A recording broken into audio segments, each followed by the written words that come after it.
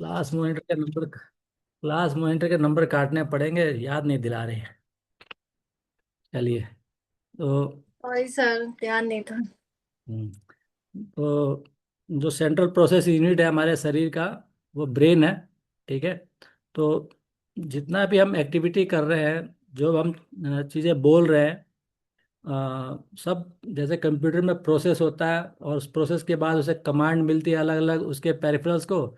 उसी प्रकार से हमारे बॉडी में भी हमारा ब्रेन जो है, पूरे जो पेरिफेरल्स जैसे होते हैं कंप्यूटर में, जो पेरिफेरल्स होते हैं, माउस हो गया, कीबोर्ड हो गया, प्रिंटर हो गया, ठीक है, अलग अलग पेरिफेरल्स होते हैं। तो उसी तरीके से आउटपुट देता है वो। ठीक है ना। तो सेम एज इट इज हमारा जो ह्यूमन बॉडी है वैसे ही काम करता है। अ, तो इसमें जो सेंट्रल नर्वस सिस्टम है, बेसिकली जैसे कि कंप्यूटर में जो होता है 0 1 का जो डाटा जाता है, 0 1, वैसे ही उसी तरीके से हमारे सिस्टम के अंदर भी 0 1 के रूप में ही डाटा ट्रांसफर होता है। तभी हमारे को समझ में आता है कि हमें क्या करना और क्या नहीं करना है। ठीक है ना। क्योंकि चिट्ठी पत्री तो जाती ही नहीं है कि भाई ब्रेन ने चिट्ठी भेजी लीवर को, लीवर ने दोबारा उसका रिप्लाई किया। अगर चिट्ठी पत्री भेजेंगे तो जब तक चिट्ठी जाएगी, जब तक तो बंदा ही ऊपर निकल जाएगा। तो इसीलिए जैसा इलेक्ट्रॉन जिस तरीके से एक लंबी, यानी कि मान लीजिए 10 किलोमीटर लंबी लाइन है इलेक्ट्रिसिटी की, जो हाई पावर लाइन होती है, ठीक है ना, तो विद इन सेकेंड्स के अंदर 10 किलोमीटर का लंबा सफर तय करके दूसरे सिरे पे बल्ब जल जाता है। ठीक है ना। तो कुछ कुछ सेम वैसा ही हमारे शरीर के अंदर भी वो सब चीज़ें होती हैं। मान लीजिए पैर के तलुए में कांटा चुभा, तो विद इन अ सेकेंड्स के फ्रैक्शन में हमारे माइंड में वो चीज़ चली जाती है कि यहाँ पे कांटा चुभा है, पैर को ऊपर उठाना है। ठीक है। और उसको निकालना भी है। तो वो सब जो ये सब क्रियाएं होती हैं, वो सेकंडों के कम समय में होती हैं। तो वो कैसे होती है, क्या होती है, थोड़ा सा उसके बारे में हम जानने की कोशिश करते हैं। तो जैसे कि जब हमने किडनी की बात करी थी, तो हमने एक वहाँ पे एक शब्द देखा था। उसको क्या बोलते हैं, जिसको मैंने उसकी इकाई बोला था, याद है किसी नेफ, को? नेफ्रॉन्स। हाँ, नेफ्रॉन्स है ना। तो नेफ्रॉन्स नेफ्रॉन जो है वो नहीं। एक किडनी की एक फंक्शनल इकाई है। वैसे ही जितने भी ऑर्गन्स हैं सबकी एक एक फंक्शनल इकाई होती है। तो आप लोग, होमवर्क है कि आप लोग सभी ऑर्गन्स के जो फंक्शनल इकाई है उसकी आप लोग लिस्ट बनाएंगे। ठीक है ना। कि नेफ्रॉन का क्या होगा, नर्वस सिस्टम का क्या होगा, हार्ट का क्या होगा, लंग्स का क्या होगा, सबकी फंक्शनल इकाई होती है, उसकी आप लोग लिस्ट बनाएंगे। तो जैसे नेफ्रॉन किडनी की होती है, वैसे न्यूरॉन, ध्यान रखिएगा, न्यूरॉन जो होता है वो नर्वस सिस्टम का फंक्शनल एक इकाई होती है। जैसे पूरी बॉडी में एक जो सबसे छोटी इकाई है सेल होती है, वैसे ही नर्वस सिस्टम की जो सबसे छोटी इकाई होती है, होता वो भी सेल है, बट उसका जो नाम है वो है न्यूरॉन। ठीक है। तो नर्वस सिस्टम क्या होता है, ये नर्व का एक नेटवर्क होता है, नर्व्स का एक नेटवर्क होता है। वो क्या काम करता है, वो मैसेजेस को कैरी करता है टू और फ्रॉम। ठीक है ना, यहाँ से वहाँ तक लाता ले आता है। और वो रास्ता क्या होता है, उसका जो रास्ता होता है स्पाइनल कॉर्ड, और जाता कहाँ पे है, ब्रेन। तो मतलब ब्रेन तक और स्पाइनल कॉर्ड तक, और उसके बाद पूरी बॉडी में वो पूरा एक तरीके से, जैसे कि हमारा इंडियन पोस्ट का पिन कोड और लेटर बॉक्स बने हुए ना, उसी तरीके से हमारे शरीर के अंदर एक पूरा नेटवर्क बना हुआ है कि कहाँ कहाँ पे चिट्ठी पत्री जानी है। इलेक्ट्रॉनिक चिट्ठी पत्री की बात कर रहा हूँ मैं, लिखित वाले की बात नहीं कर रहा मैं। ठीक है। तो वो वहाँ वहाँ पे वो मैसेज चला जाता है। तो कल भी हमने एक डायग्राम देखा था जिसमें हमने देखा था कि सर्कुलेटरी सिस्टम का एक पूरा नर्व, यानी एक पूरा जाल बिछा हुआ है ना। वैसे ही एक जाल उसके पैरेलल में न्यूरॉन का भी होता है, यानी कि नर्वस सिस्टम का भी एक पूरा जाल पूरे शरीर के अंदर फैला होता है। ठीक है। तो एक तरफ सर्कुलेटरी सिस्टम का पूरा जाल है, दूसरी तरफ नर्वस सिस्टम का पूरा जाल है, एक साथ पैरेलल है। ठीक है ना। पैरेलल क्यों है, क्योंकि जो सर्कुलेटरी सिस्टम जहाँ जहाँ तक गया है वहाँ वहाँ से वही सारे मैसेज उन उन सर्कुलेटरी सिस्टम के भी जो हमारी वेन्स या आर्टरीज हैं, उनको भी तो पेन होता है, उनको भी तो डैमेज होने का डर रहता है ना। तो उनके साथ, उसके साथ भी अटैच होता है और प्रत्येक सेल के साथ अटैच होता है। ठीक है। तो इस तरीके से एक पूरा नेटवर्क बना हुआ है, जाल बना हुआ है। एक शरीर जो है, आंतरिक शरीर हमारे को ऊपर से देखते हैं, हमें कुछ ज़्यादा समझ में नहीं आता। बट जब शरीर, कटा हुआ शरीर देखेंगे तो वो तो कई बार तो आंखों से भी नजर नहीं आता। अंदर बहुत ही उलझे हुई चीजें हम ऊपर जो हम देखते हैं, इससे 10 गुना, यानी कि 10 क्या 100 गुना ज्यादा कॉम्प्लिकेटेड चीजें हमारे शरीर के अंदर है। अगर उसे किसी को खोल के दिखा दिया जाए तो जो आम इंसान होगा वो तो वहीं बेहोश हो जाएगा। ठीक है, इतना खतरनाक अंदर जाल बना हुआ है। तो बेसिकली ये होता है क्या है, it controls all functions of body with the help of endocrine system. Endocrine में क्या होता है वो हम बताएंगे जब इंडोक्राइन पढ़ेंगे। वहाँ से हार्मोन्स निकलते हैं। ठीक है। तो इंडोक्राइन सिस्टम भी इसमें शामिल होता है। तो स्पाइनल कॉर्ड भी शामिल है, ब्रेन भी शामिल है, और साथ में इंडोक्राइन सिस्टम भी नर्वस सिस्टम में शामिल होता है। तो जो ये हमारा जो नर्वस सिस्टम है, बेसिकली ये दो पार्ट में डिवाइड होता है। एक को कहते हैं हम सेंट्रल नर्वस सिस्टम, और दूसरा होता है पेरिफेरल नर्वस सिस्टम। यानी कि एक जो है बिल्कुल बीचों बीच है, सेंट्रल नर्वस सिस्टम है, और दूसरा होता है पेरिफेरल। पेरिफेरल मतलब बाहरी बोला जाता है, ऐसे ही समझते हैं ना हम। तो पेरिफेरल नर्वस सिस्टम, तो सेंट्रल नर्वस सिस्टम को बोला जाता है CNS। ठीक है, उसको CNS बोला जाता है। और जो पेरिफेरल नर्वस सिस्टम होता है उसको बोलते हैं PNS। ठीक है। तो जो सेंट्रल नर्वस सिस्टम होता है उसके अंदर दो चीज़ें कंट्रोल करती हैं, एक ब्रेन और दूसरा स्पाइनल कॉर्ड। ठीक है, दो चीज़ें मेन होती हैं। और जो पेरिफेरल नर्वस सिस्टम होता है वो बेसिकली इन दोनों से अलग एक सिस्टम चल रहा होता है पैरेलली, बट वो कनेक्टेड होता है इसी से भी। जो जो पेरिफेरल नर्वस सिस्टम है वो एक अलग से पैटर्न है, उसका अलग से एक सिस्टम है। बट फिर भी वो जाके कनेक्ट हो जाता है सेंट्रल नर्वस सिस्टम से।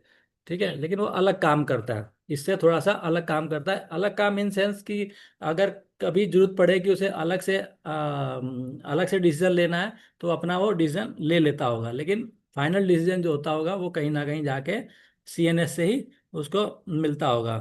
तो जो ब्रेन है वो तो आप समझ ही रहे हैं, हम पढ़ते हैं कहाँ पर है। जो जो जो हमारी स्पाइन कॉर्ड है वो बेसिकली क्या है, एक खोखली, बड़ी कॉम्प्लिकेटेड हड्डियों का एक ढांचा है, जिसके बीच में काफी जगह मतलब एक जगह होती है जिसके अंदर से नर्व्स निकल के आती है।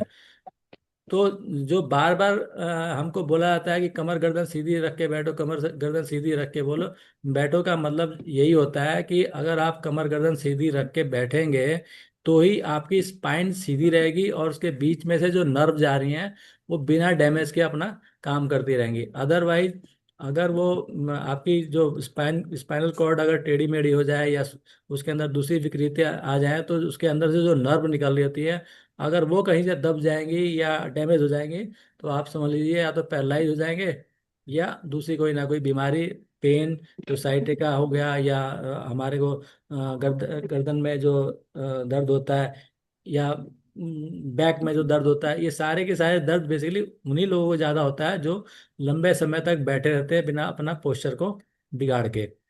तो इसीलिए कमर गर्दन सीधी करके बोला जाता है। ठीक है।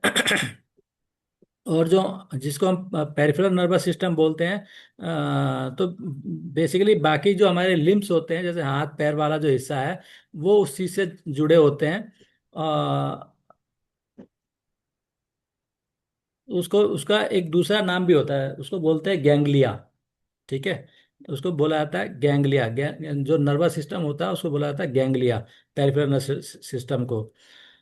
तो, तो अब हम एक एक करके समझते हैं कि सेंट्रल नर्वस सिस्टम कैसे काम करता है, पेरिफेरल नर्वस सिस्टम क्या काम करता है। तो सेंट्रल नर्वस सिस्टम में तो हमने समझ लिया कि ब्रेन और स्पाइन काम करता है।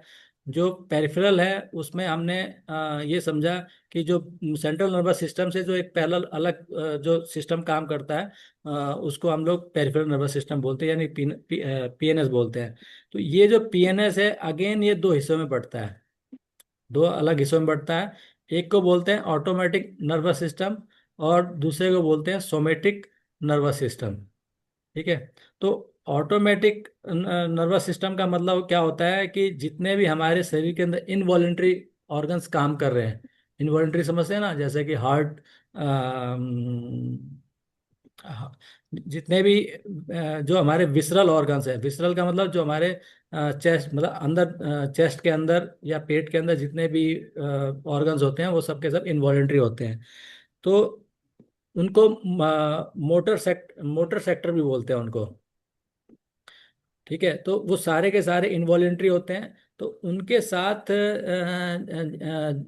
जो सिस्टम जुड़ा होता है उसको बोलते हैं हम लोग ऑटोमेटिक नर्वस सिस्टम, यानी कि एएनएस। और जो दूसरा दूसरा जो पार्ट होता है जिसको बोलते हैं सोमेटिक नर्वस सिस्टम, उसको एसएनएस बोलते हैं, एसएनएस। ठीक है। तो ये जो कंट्रोल करता है बेसिकली स्केलेटल मसल को कंट्रोल करता है। स्केलेटल मतलब हमारे हाथ पैर, या जो बाकी के जो अंदर हमारी जितनी भी हड्डियां हैं, या उनकी जो मूवमेंट है, वो सारा का सारा सोमेटिक नर्वस सिस्टम के थ्रू कंट्रोल होता है। ठीक है। तो इसको सेंसरी सेक्टर भी बोलते हैं। पहले वाले को मोटर सेक्टर बोलते हैं, यानी कि ऑटोमेटिक नर्वस सिस्टम को मोटर सेक्टर बोलते हैं। और जो सोमेटिक नर्वस सिस्टम होता है उसको हम लोग सेंसरी सेक्टर भी बोलते हैं। ठीक है। अब जो हमारा ऑटोमेटिक जो सिस्टम है, ठीक है, ऑटोमेटिक जो सिस्टम है वो अगेन दो हिस्सों में बढ़ता है। एक को बोलते हैं हम सिंपैथेटिक, और दूसरा होता है पैरासिम्पैथेटिक। तो जो आपको अधिकतर जो क्वेश्चन आते हैं, या मैक्सिमम जो क्वेश्चन अब तक आते हैं, वो सिंपैथेटिक और पैरासिम्पैथेटिक से ही क्वेश्चन हमारे एग्जाम्स के अंदर ज़्यादातर आते हैं। तो सिंपैथेटिक और पैरासिम्पैथेटिक को हम समझेंगे कि बेसिकली ये क्या चीज़ें होती है। तो आपने देखा होगा, मान के चलिए कि आप एक एक अमिताभ बच्चन का गाना है, एक जंगल से जा रहा था कुछ करके, और उसे रास्ते में कहीं शेर मिल जाता है, वो मुझे मार के खा गया कुछ करके, ऐसा गाना है ना किसी फिल्म का, किसी को याद हो, पुराने फिल्म के शौकीन लोगों को याद होगा। तो सेम कुछ यहाँ पर भी वैसा ही होता है। तो जो इंसान गुनगुनाता हुआ चलता रहता है, तो वो पैरासिम्पेथेटिक मोड में चल रहा होता है। ठीक है। वो गुनगुनाता हुआ चल रहा, आराम से चल रहा है, तो उसमें उसका जो हार्ट वगैरह है बड़े आराम से चल रहा होता है, जो उसका लंग्स है बड़े आराम से चल रहा होता है। ठीक है। और वो एनर्जी सेवर मोड में चल रहा होता है। एनर्जी सेवर मोड का मतलब क्या होता है कि उसकी जितनी भी एनर्जी है वो स्टोर होती है, वो स्टोर्ड एनर्जी में से वो उस वक्त कंज्यूम नहीं कर रहा होता है, जो उसकी बाहरी एनर्जी होती है वो उसमें से इस्तेमाल कर रहा होता है। तो इसको बोला, एक इसका दूसरा भी नाम है, इसको बोला जाता है पैरासिम्पेथेटिक को rest and digest state. Rest and digest state. तो मतलब सारे ऑर्गन्स रेस्ट मोड में होते हैं, बट सिर्फ जो जो इसका जो डाइजेस्टिव सिस्टम जो होता है वो ज़्यादा एक्टिव होता है, यानी कि ज़्यादा पचा रहा होता है। क्यों कर रहा होता है?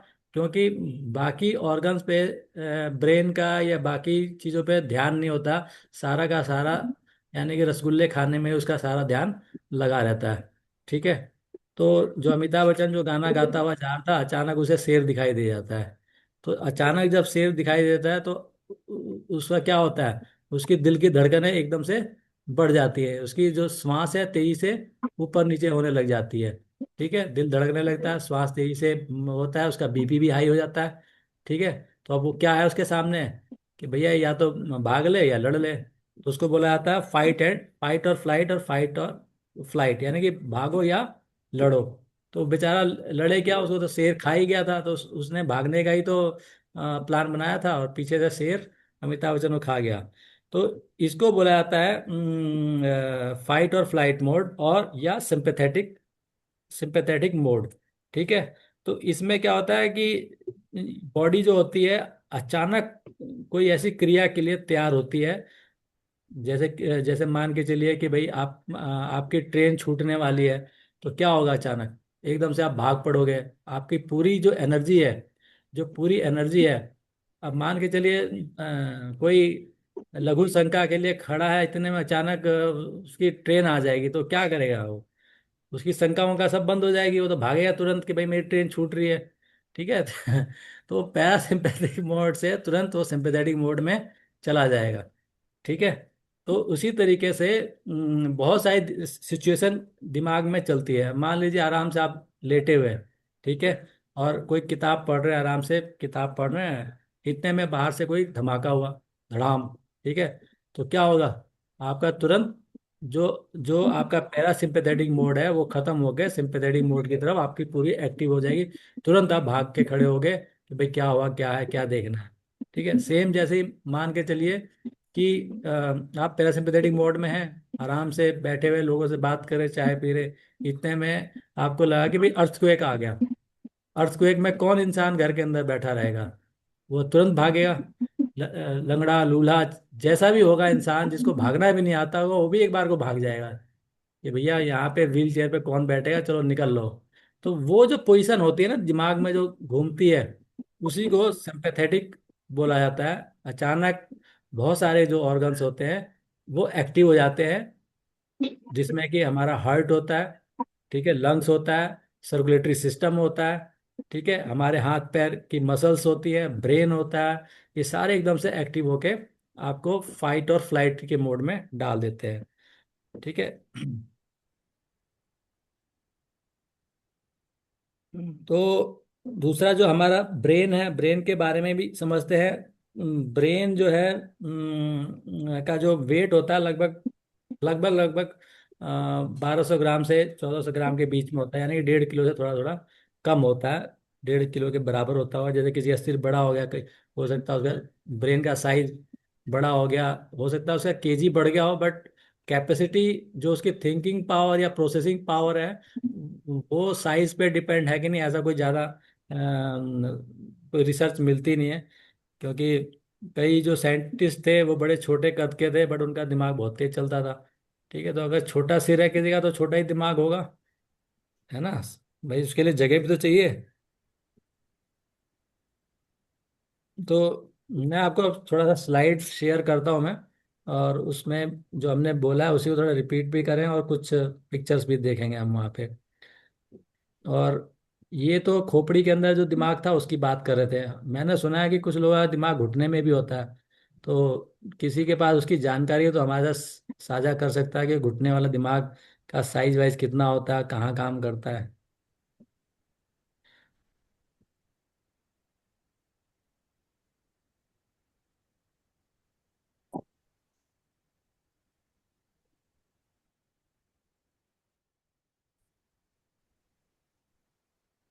हाँ। ह्यूमन नर्वस सिस्टम, मानव तंत्रिका तंत्र। तो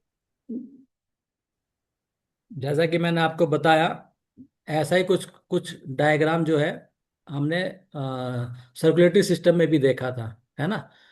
सेम ऐसे ही डायग्राम था, लगभग मिलता जुलता, बट उसमें यहाँ पे लंग्स, हार्ट, किडनी विडनी सब दिखाई देता। एक्चुअल में इस वाले सिस्टम में भी ये जो सिस्टम है ये भी उनके साथ जुड़ा हुआ है। ये नहीं है कि ये उसको उसको उन चीज़ों को शामिल नहीं किया तो ये बिल्कुल ही अलग है, ऐसा नहीं है। जैसे कि मैंने बताया था ना कि जो हार्ट दूसरों को सप्लाई करता है वो स्वयं भी अपने लिए ब्लड लेता है। जैसे लंग्स दूसरों को ऑक्सीजन सप्लाई करता है तो खुद भी ऑक्सीजन लेता है। ठीक है। उसी तरीके से जो पूरा नर्वस सिस्टम है, उन ऑर्गन्स के साथ ये सारे के सारे नर्वस सिस्टम कनेक्टेड है, जुड़े हुए हैं। ठीक है। जितनी भी सेल्स है सबके साथ जुड़ा हुआ है। जितने भी हमारे जो वाहिकाएं थी, रक्त वाहिकाएं, उनके सबके साथ ये जुड़ा होता है। तो जितना बड़ा नेटवर्क वो होता है, उतना ही बड़ा नेटवर्क ये भी होता है, बल्कि उससे भी ज़्यादा कॉम्प्लिकेटेड ये ज़्यादा होता है। तो जैसा कि मैंने बताया कि क्या काम करता है, ये शरीर की क्रियाओं को नियंत्रित करता है, और साथ में ही पूरे बॉडी के अंदर समन्वय स्थापित करता है। समन्वय का मतलब क्या होता है कि पूरे जो ऑर्गन सिस्टम है, अगर हर ऑर्गन सिस्टम अलग अलग काम करने लगे तो भी कहीं ना कहीं दिक्कत आएगी।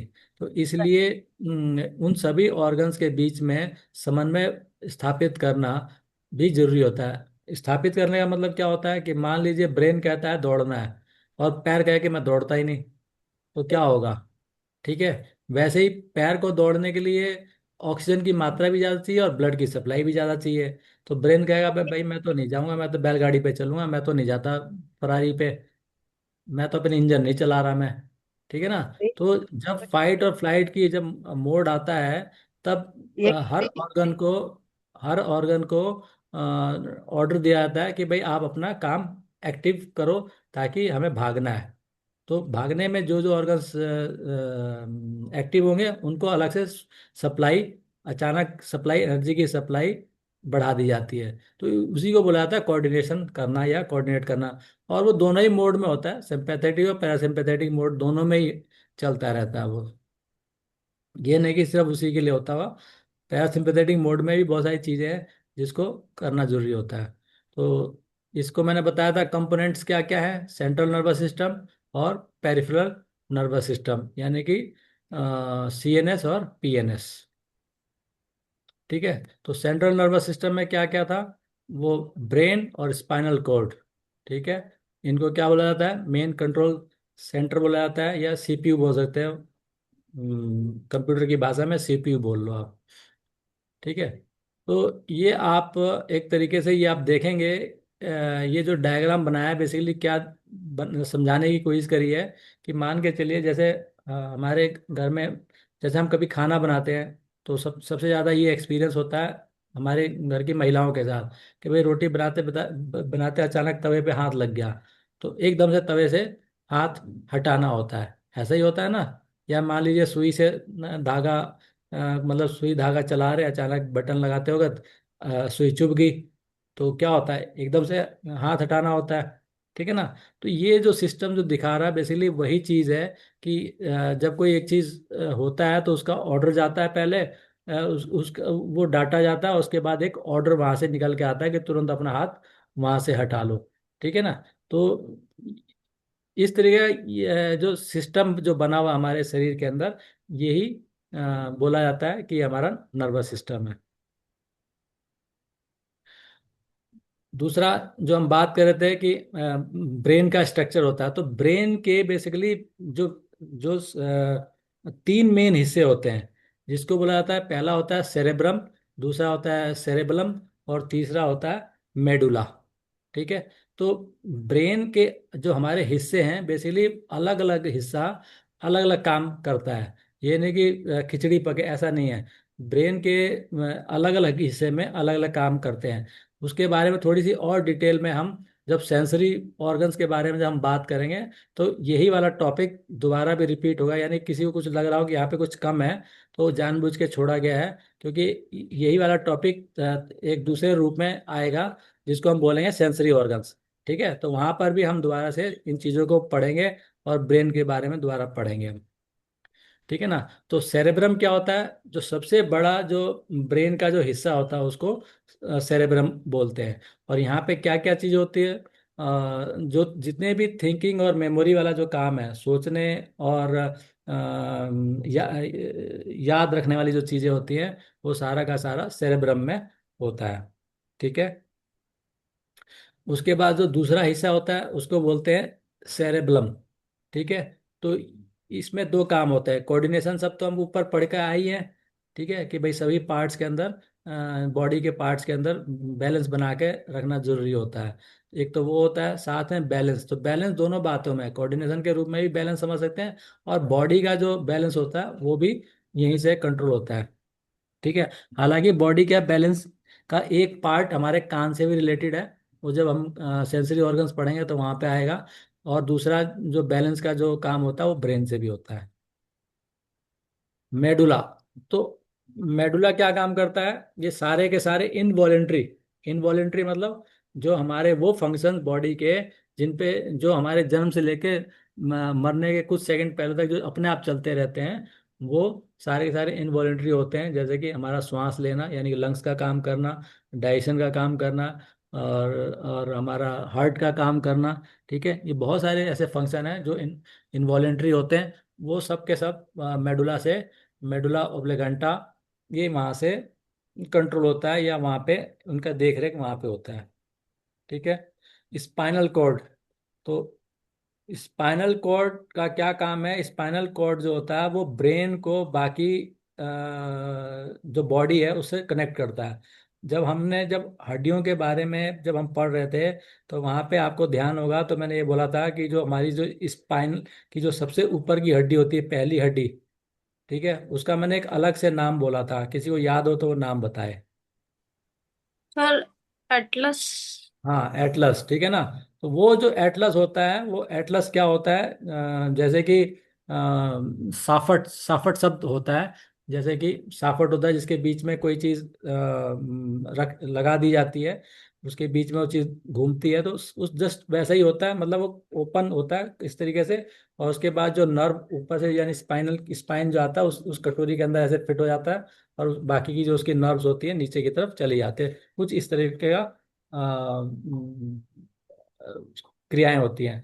और दूसरा क्या कंट्रोल होता है? Reflex action. तो अभी हम पीछे समझेंगे कि रिफ्लेक्स एक्शन क्या होता है। ठीक है, तो दूसरा जो हमारा सिस्टम था वो क्या था? पीएनएस। ठीक है, पीएनएस। तो वो क्या काम करता है? जितने भी सीएनएस से जितने भी बाहर की नर्व्स हैं, वो सारी की सारी पीएनएस में आती हैं। उनको हम एक अलग ही पैरेलल एक नर्वस सिस्टम चल रहा होता है, बट वो कहीं ना कहीं कनेक्टेड उससे भी होता है। तो वो सारा का सारा पेरिफेरल नर्वस सिस्टम में होता है। तो हमारे शरीर में जो नर्व्स है, उनको हम तीन हिस्सों में बांटते हैं। एक को बोलते हैं सेंसरी, एक को बोलते हैं मोटर। आपने पढ़ा होगा सेंसरी, हमने पढ़ा था सेंसरी कहाँ पर होते हैं? जो हमारे सोमेटिक नर्वस सिस्टम में होते हैं वहाँ पे सेंसरी होते हैं। और मोटर कहाँ पे होते हैं? मोटर जो होती है वो हमारे ऑटोमेटिक नर्वस सिस्टम में काम करती है। और कुछ जो होती है मिक्स्ड होती हैं, दोनों का ही काम करती हैं। ठीक है। अब यहाँ पे एक्चुअल में एक मुझे डायग्राम लगाना था, लेकिन शायद रह गया और डायग्राम लगाना। जो हम इकाई की बात कर रहे थे, न्यूरॉन की। ठीक है, तो न्यूरॉन में उसके भी कुछ हिस्से होते हैं, जिसको बोला जाता है डेंड्राइट, सेल बॉडी और एक्सोन। ठीक है, तो उसके तीन चार पार्ट होते हैं, वो मैं आपको उस पर डाल दूंगा मैं। न्यूरॉन की संरचना कैसी होती है, तो उसमें आप देख लीजिएगा। तो रिफ्लेक्स एक्शन जो ऊपर हम छोड़ के आए थे, उसका क्या मतलब होता है रिफ्लेक्स एक्शन का? रिफ्लेक्स एक्शन का मतलब होता है कि क्विक ऑटोमेटिक रिस्पॉन्स। वो रिस्पॉन्स क्या होता है? जैसे भाई कांटा चुभ गया तो अपने हाथ को हटाना है ना। सुई चुभ के अपने हाथ को हटाना है। चुभाए रखेंगे थोड़ी, ऐसा थोड़ी होता है कि सुई चुभ गई तो उसी में छोड़ दिया, वो चुभता रहे, दर्द होता रहे। उससे बचाने के लिए क्या ऑर्डर आता है कि इसको हटाओ वहां से। तो यही जो चीजें होती हैं, इसको बोला जाता है क्विक ऑटोमेटिक रिस्पॉन्स, कि भाई हटाओ। अगर तवे पे हमारा हाथ लग गया तो उसे हटाओ वहां से। वो चिपकाए रखेंगे तो क्या होगा? वैसे ही जब हमारे को इलेक्ट्रिसिटी, जब करंट मारती है, तो वहां पर एक उल्टा फंक्शन होता है। वो चीज़ हमारे को खींच लेती है, हमारे को भागने नहीं देती है। इसलिए लोग बिल्ली से चिपक के मर जाते हैं, ऐसा हमने सुना हुआ है। क्योंकि वो ब्रेन उसको बोलता है कि भाग, लेकिन वो भाग ही नहीं पाता। तो जो दो तरीके की इलेक्ट्रिसिटी होती है, ठीक है ना, डायरेक्ट और अल्टरनेट और डीसी, है ना, डायरेक्ट करंट और अल्टरनेट करंट। तो उन दोनों में फर्क होता है। ठीक है, सिंपैथेटिक पैरासिम्पैथेटिक को समझ में आ गया ना? फाइट और फ्लाइट सिंपैथेटिक होता है, और पैरासिम्पैथेटिक होता है रेस्ट एंड डाइजेस्ट, आराम करो एकदम मस्त, खाओ पियो रसगुल्ले खाओ और डाइजेस्ट करो। ठीक है, तो फंक्शन क्या है पूरे उसका? Control, coordination and response. हाँ, यहाँ पर है ब्रेन का। यहाँ पर वो डायग्राम दे रखा है। ये देखो, ये जो सबसे नीचे जो ये दिखाई दे रहा है, ये वाला जो हिस्सा है, इसको बोला जाता है ये वाला जो हिस्सा है ब्रेन स्टेम। ये वाला जो हिस्सा होता है, ये स्पाइनल कॉर्ड के अंदर, यानी कि जो ऊपर जो एटलस बोला था, उसके अंदर ये वाला हिस्सा जाके फिट हो जाता है। तो ये वाला जो होता है ब्रेन स्टेम, ये ही पूरी बॉडी को ब्रेन के साथ जोड़ने का काम करता है या स्पाइनल कॉर्ड को जोड़ने का काम करता है। क्लियर है यहाँ तक? इसके बारे में, इस ब्रेन के बारे में थोड़ा सा और हम बाद में विस्तृत में चर्चा करेंगे। एक टॉपिक और आएगा सेंसरी ऑर्गन्स का। ठीक है, तो वहाँ पे हम दोबारा पढ़ेंगे इसी ब्रेन के बारे में, थोड़ा और डिटेल में पढ़ेंगे। तो सेंसरी ऑर्गन्स से रिलेटेड क्या क्या बीमारियां, मेन मेन मेन हमने सिर्फ दो को ही लिया है। एक तो होता है एल्जाइमर और दूसरा होता है पार्किसन। ठीक है, तो इनमें क्या होता है कि एक तरीके से ये पैरालाइज है। पार्किसन से इंसान पैरालाइज हो जाता है। एल्जाइमर भी उसी तरह की बीमारी है। तो जितनी भी चीज़ें जो आपकी बॉडी को मूवमेंट से हटा दें, थिंकिंग पावर से हटा दें, वो सारी की सारी जो बीमारियां होती है नर्वस सिस्टम से रिलेटेड होती हैं। ठीक है, तो जैसे कि बाकी के भी ऑर्गन सिस्टम जीवन के लिए जरूरी हैं, वैसे ये भी जीवन के लिए जरूरी है, एक प्रॉपर जीवन के लिए। आदमी बिना दिमाग वाले भी जीते ही रहते हैं। ऐसा तो नहीं है कि भाई जिसका दिमाग कम होता है या पैरलाइज हो जाता है तो वो जीता नहीं है। जीना अलग चीज है। बट मनुष्य की तरह जीवित, जो मनुष्य का जो काम है, उस काम को करने के लिए करते हुए जीना, वो अलग चीज है। तो उस काम को करते रहने के लिए हर ऑर्गन सिस्टम का सुचारू रूप से चलना बहुत जरूरी होता है। ठीक है, तो ब्रेन का जो है पार्ट हम अभी थोड़ा सा यहाँ पे छोड़ते हुए जा रहे हैं। वो हम पढ़ेंगे जब हम सेंसरी ऑर्गन्स पढ़ेंगे। ठीक है, हल्का सा वहाँ पे दोबारा से हम ब्रेन को डिस्कस करेंगे। क्लियर है? स्लाइड बंद कर दूं मैं? सर 9, स्लाइड दिखाओ ना जरा। 19 19। 19। ठीक है। फंक्शन वाला। हाँ, फंक्शन देख लीजिए। नियंत्रण, समन्वय, प्रतिक्रिया, कंट्रोल, कोऑर्डिनेशन एंड रिस्पॉन्स। ठीक है सर, हो गए। ठीक है, और किसी को कोई sir slide? Flight and fight वो वाला स्लाइड दिखाया sir. Light and 17 I think. Flight, sir 17 और शुरू 18। से शुरू से ही दिखा दीजिए पूरा एक बस बार। ठीक है, सिस्टम ये सर। लीजिए 1। ठीक है, 2, 3, 4, 5, 6, 7, 8, 9, 10, 11, 12, 13, 14, 15, 16, 17, 18, 19, 20, 21, 22 एंड। ठीक है, तो स्लाइड बंद कर देता हूं मैं।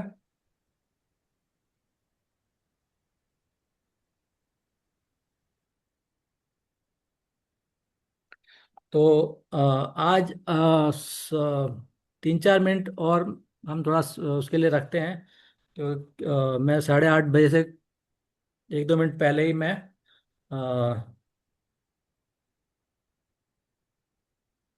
लॉग आउट हो जाऊंगा, क्योंकि एक एग्ज़ाम होना है।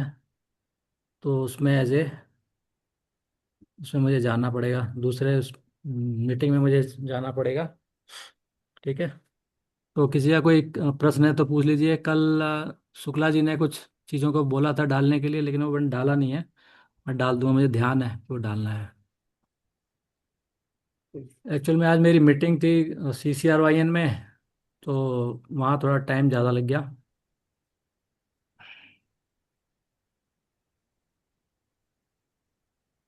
किसी का कोई प्रश्न?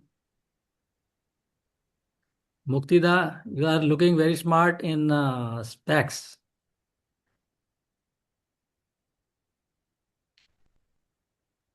तो किसी को स्ट्रेस है, एंजाइटी है, तो उसको हाँ, कैसे यौगिक मैनेजमेंट से ट्रीट करेंगे? हाँ, यौगिक मैनेजमेंट से कैसे ट्रीट करेंगे?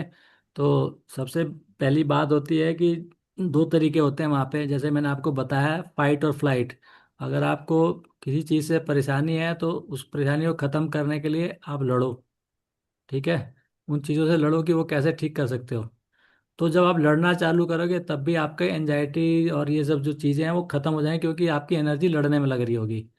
ठीक है। और दूसरा तरीका होता है उन चीज़ों से दूर हो जाना।